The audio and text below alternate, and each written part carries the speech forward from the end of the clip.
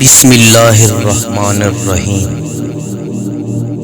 کتاب الحرج میں ہے کہ ایک موقع پر معاشی تنگ دستی کا حال سن کر حضرت عمر رضی اللہ تعالیٰ عنہ نے فرمایا، اللہ کی قسم اگر میں زندہ رہا تو عراق کی بیواؤں کو ایسا کر جاؤں گا کہ میرے بعد وہ کسی امیر کے پاس حاجت مند بن کر پیش نہ ہو۔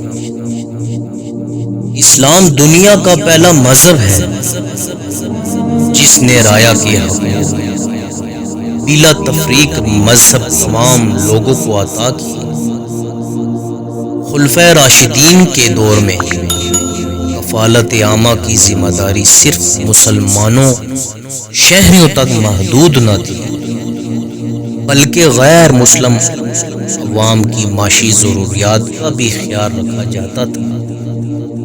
اس کا اندازہ حضرت عمر رضی اللہ تعالی عنہ کے اس خطبہ سے کیا جا سکتا ہے جو آپ رضی اللہ تعالی عنہ نے قاسطیہ کی فتح کی خوشخبری سنانے کے بعد عوام کے سامنے دیا تھا۔